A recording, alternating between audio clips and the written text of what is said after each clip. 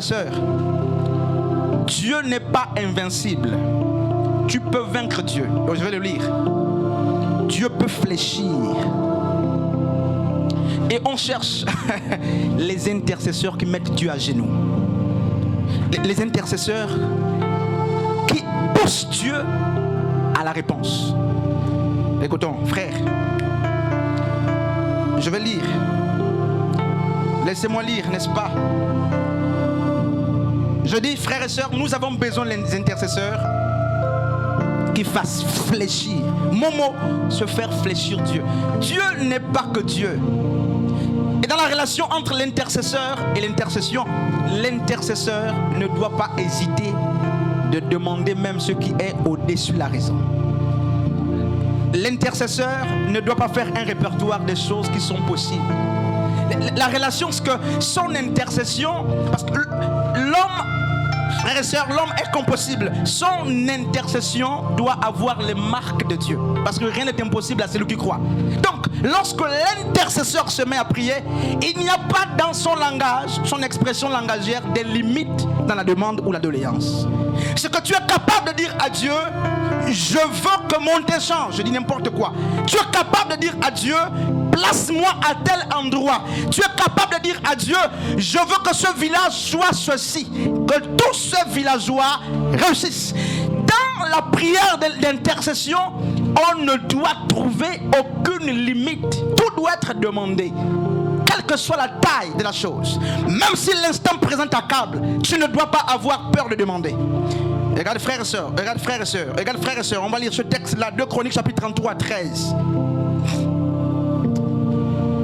2 Chroniques 33, 13.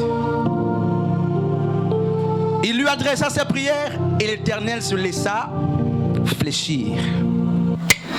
Il lui adressa ses prières et l'Éternel se laissa fléchir.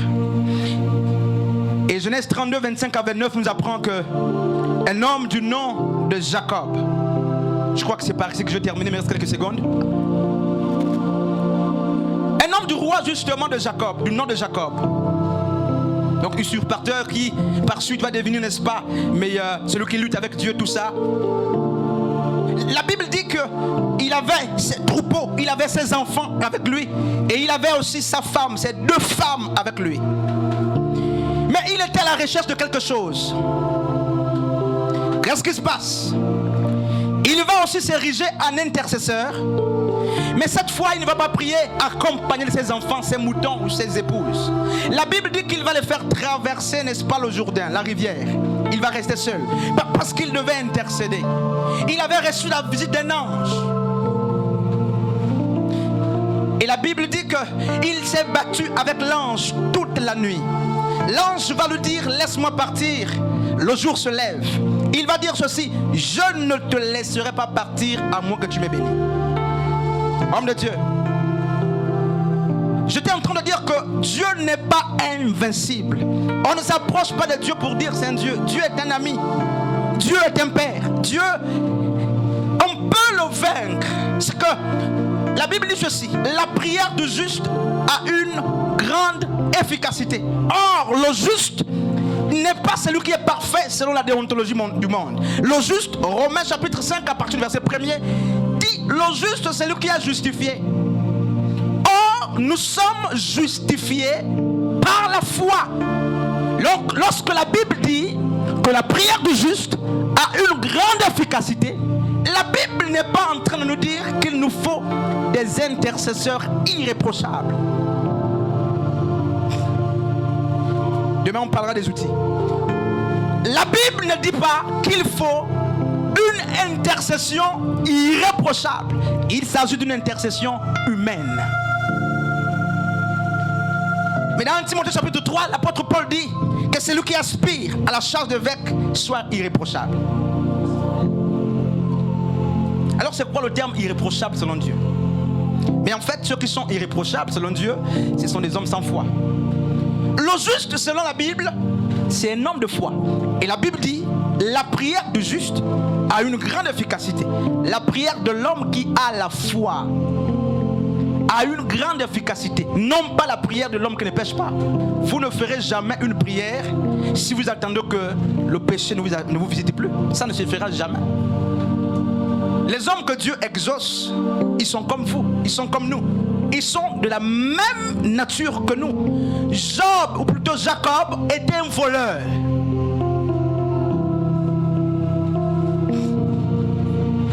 Abraham était menteur. Pierre était un hypocrite. Alors Jacob le voleur est en train de se battre avec un ange qu'il a visité. Et il dit à l'ange, tu ne partiras pas. La Bible nous raconte littéralement et nous fait comprendre qu'il a été frappé sur la hanche. Mais, écoute frère, malgré la douleur de la hanche, écoute, ça c'est ce que Dieu me siffle, n'est-ce pas? Toutes les luttes avec la parole de Dieu nous laissera avec des faiblesses. C'est que l'ange qui a aussi l'image de la parole devant laquelle on se mire est capable d'emboîter les pas, les yeux, les regards. L'ange a brisé le côté, n'est-ce pas, de Jacob. Mais il n'a pas dit, je veux te laisser partir parce que tu as réussi à emboîter ma hanche. Non, il dit, je ne te laisse pas partir. Parce que l'objectif pour moi, ce n'est pas de garder tous mes membres à leur place. Non, Jacob était en train de lutter. Pourquoi? Il dit à moi que tu m'es béni. Frères et sœurs, l'intercesseur dira, si tu n'as pas répondu, je ne laisserai pas. Si tu n'as pas exaucé, je ne laisserai pas. S'il n'y a pas de réponse, je ne laisserai pas. Jacob a lutté jusqu'à ce que l'ange pose la question à Jacob. Comment t'appelles-tu? Oh, je suis en train de dire que jusqu'ici le débat entre n'est-ce pas, entre Jacob et l'ange était unilatéral. C'est Jacob qui mettait la pression, qui demandait à l'ange. Épuisé par l'oppression de Jacob, l'ange va rentrer dans la négociation. Épuisé par le harcèlement justement de Jacob, l'ange comprend que il faut que je bénisse Jacob. Il a persisté, il n'est pas en train de s'amuser. Il faut que je le bénisse avant de partir. Et pour commencer, il dit, comment tu t'appelles? Frères et sœurs, l'identité. L'ange commence, la parole de Dieu commencera à changer notre identité. Comment t'appelles-tu? Il dit voleur. Donc Jacob, c'est lui qui vole la rang ou la place des autres. Comment t'appelles-tu? Alors, qu'est-ce qui se passe? Il va changer le nom de Jacob. Homme de Dieu, les véritables intercessions amèneront le ciel.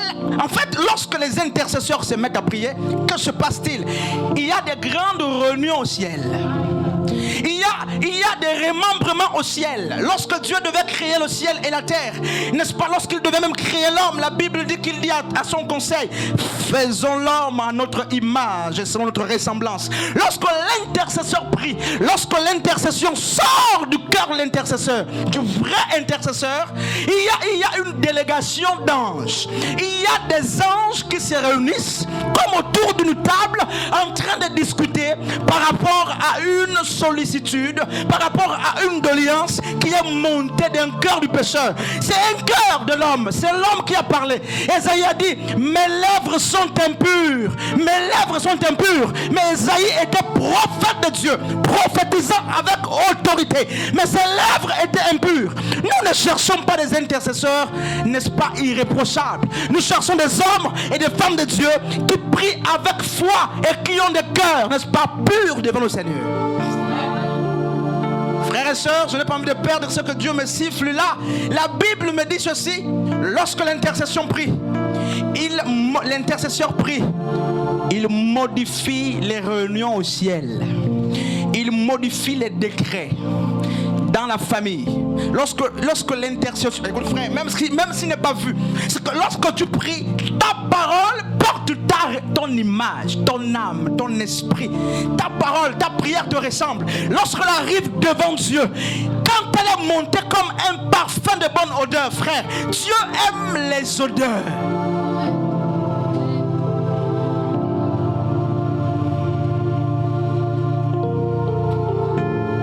Et il me dit, fait comprendre justement que, alors que Jacob était en train de lutter, le jour ne devait pas surprendre l'ange. Mais parce qu'on l'a tenu captif, il est dans l'obligation de bénir. Ce que vous pouvez obliger Dieu de bénir. Vous pouvez amener Dieu à changer des résolutions. Amen. Nous voulons ces intercesseurs qui sont comme Jacob. Et la Bible dit que l'ange pose la question, comment t'appelles-tu? Il dit Jacob, il dit désormais tu seras Israël. Les hommes peuvent changer de nom.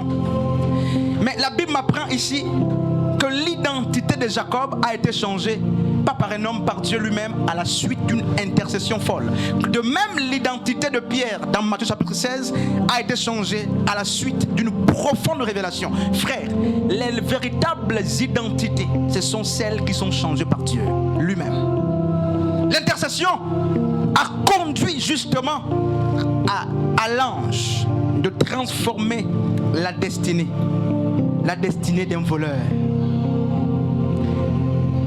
Et la Bible dit que son nom signifie celui qui lutte avec Dieu et les hommes. Celui qui a lutté avec Dieu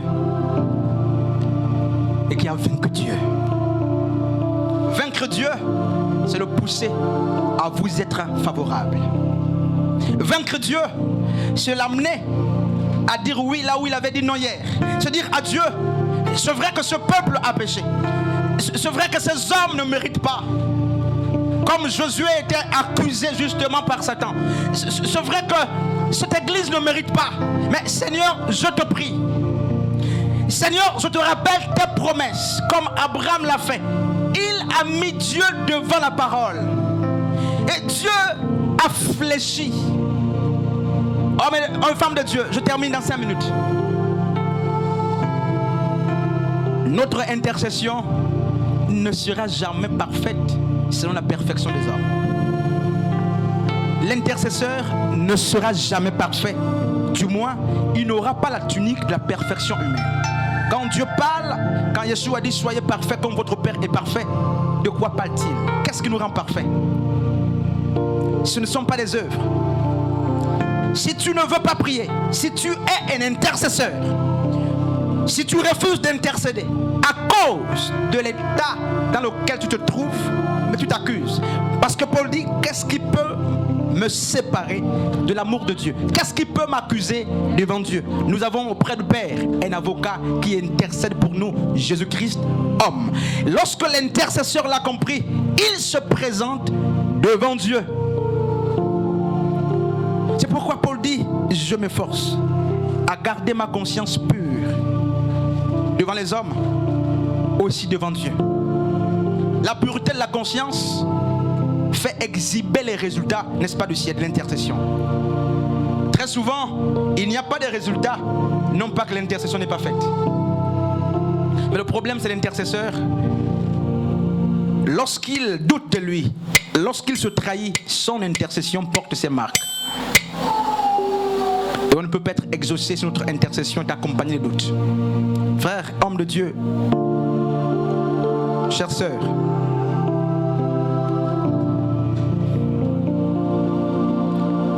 l'intercession est une activité. Si elle est saisonnière pour beaucoup, elle n'est pas pour tout le monde. Pour certains, c'est une activité même vitale. Et hier, je disais que nous sommes notre intercession.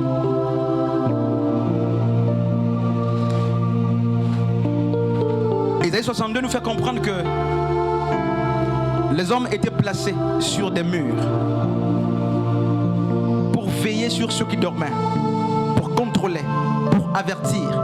Mais lorsqu'il y avait des dégâts, ces sentinelles réparaient les murailles. Qu'est-ce que tu dis à Dieu lorsque tu intercèdes? Quel est le type de prière qui monte à Dieu lorsque tu pries? Demain nous verrons les outils. Mais je veux que tu comprennes pour finir que tu es ton intercession et l'intercession pour les intercesseurs, c'est pourquoi ils existent. Si tu es adorateur, chantre, mais en fait, Dieu te demandera les résultats parce que tu es chantre. pas autre chose. Même si tu ajoutes une plus-value à ce que tu fais, Dieu sera plus exigeant envers toi dans la vocation première qu'il t'a confiée. Tu es intercesseur, tu seras jugé. La Bible l'a dit hier. Lorsqu'une épée s'élève contre une nation et tu n'avertis pas, Dieu frappe la nation, mais il te demandera les comptes. On reconnaît l'intercesseur non pas par sa capacité à trop prier, non pas par sa capacité à beaucoup prier, mais par la qualité de son intercession, par la forme de son intercession, par l'efficacité de son intercession, mais aussi par l'évaluation des résultats de ses doléances. Amen. Hommes et femmes de Dieu, on s'arrête par là aujourd'hui. J'ai vu Moïse intercéder dans Exode chapitre 32, depuis le verset 10 jusqu'à 14. Il y a eu des réponses. J'ai vu Daniel dans Daniel chapitre 10 à partir du verset 11 intercéder. Il y a eu des réponses. J'ai vu Jésus dans Luc chapitre 22 intercéder. Il y a eu des réponses. Ils étaient de la même nature que nous.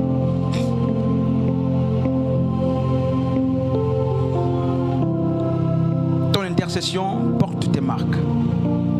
Et Dieu, pour nous apprêter pour demain, veut que tu comprennes qu'il y a, n'est-ce pas, une forte relation entre toi et ton intercession.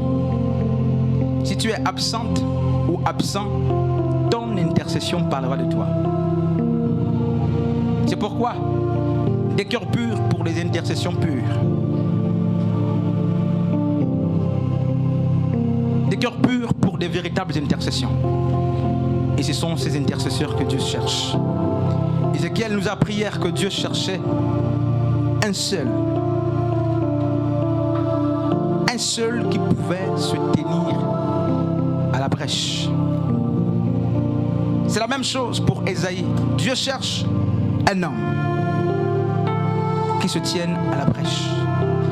Et pour leur répondre, mais Habakkuk 2 dit: je me tiens à mon poste. Parce que c'est une responsabilité. C'est une lourde responsabilité que de s'appeler intercesseur. L'intercesseur, je finis, c'est aussi le prolongement du ministère prophétique. Il n'y a pas d'intercesseur sans la capacité à recevoir des visions. Parce qu'en grande partie, votre intercession est basée sur ce que vous recevez dans des songes, par des visions nocturnes, par des révélations. Je ne dis pas que nous sommes tous prophètes, mais nous sommes une génération prophétique. Dieu, Galates 4:4 justement nous fait comprendre que hier Dieu parlait par les prophètes. C'est certain, les prophètes. Dans les derniers jours, il a parlé par son Fils. Et aujourd'hui, Dieu parle par tout le monde. Il est difficile qu'on trouve des intercesseurs qui ne sachent pas prophétiser. Et tous les grands intercesseurs de la Bible étaient des prophètes, des hommes qui recevaient, qui prophétisaient. Et j'ai vu Élie dans 1 Roi 17-18 en train de prophétiser le retour de la pluie. La pluie tardait d'arriver parce qu'elle tarde pour accompagner la parole de Dieu, parce que cette promesse venait de Dieu.